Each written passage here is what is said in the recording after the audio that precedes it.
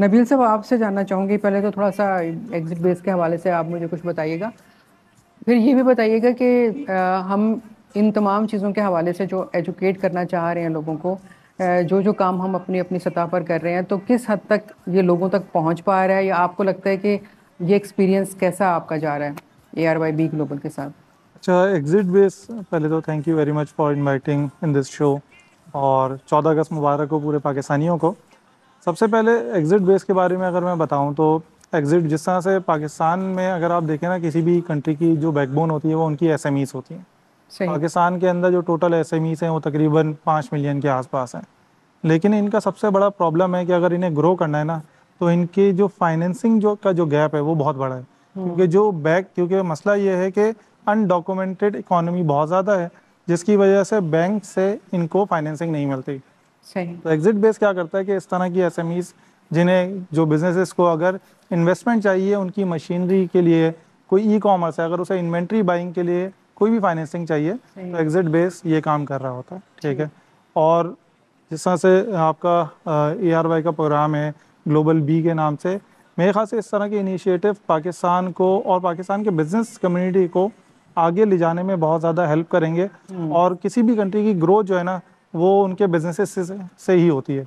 जितने ज़्यादा बिजनेस बिल्कुल। ग्रो होंगे, उतनी ज़्यादा जॉब्स क्रिएट होंगी, और जितनी ज़्यादा जॉब क्रिएट होगी, उतने ज़्यादा लोग जो है खुश रहेंगे। बिल्कुल, बहुत अच्छा। और मैं समझती हूँ कि जितनी आसानी से आपने बताया, अगर लोग इसको इस तरह से फॉलो कर रहे हो तो उनके काम खुद उनके लिए आसान हो जाएंगे। नबील साहब, आपसे एक आखिरी सवाल कि पाकिस्तान में हम कहाँ कहाँ इन्वेस्टमेंट कर सकते हैं, और क्या इन्वेस्टमेंट करने का तरीका बेहतर है यहाँ पर? बिल्कुल सही है। पाकिस्तान में डिपेंड करता है कि आपके पास जो अमाउंट है ना वो किस तरह का है। फॉर एग्जांपल, ठीक। अगर आपके पास सिर्फ 10 लाख रुपए ही रखे हुए हैं, तो आप सिर्फ लो रिस्क इन्वेस्टमेंट में जाएं। जैसे आप गोल्ड ले सकते हैं, सिल्वर ले सकते हैं, और एसेट बैक फाइनेंसिंग जिस तरह से मैंने बताई एग्जिट बेस के थ्रू, वो भी कर सकते हैं। लेकिन अगर आपके पास एक्स्ट्रा पैसा रखा हुआ है तो you should go to stocks. Stocks में आप इन्वेस्ट करें, लेकिन स्टॉक में सिर्फ जो बड़ी बड़ी कंपनीज हैं, जैसे सिस्टम लिमिटेड है, हम्म। नेशनल फूड्स हैं, इस तरह की कंपनीज में जाएं।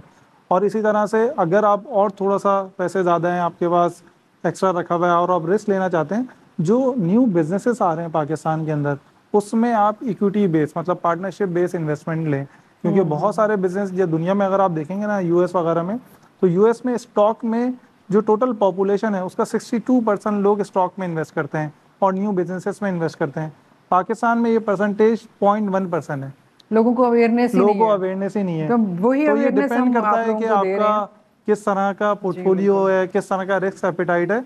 अगर आपका रिस्क एपेटाइट नहीं है, आप सिर्फ चाहते हैं कैपिटल आपका सेफ रहे, तो एग्जिट बेस के थ्रू आप एसेट बैक फाइनेंसिंग में भी इन्वेस्टमेंट कर सही, सकते हैं। बहुत अच्छे।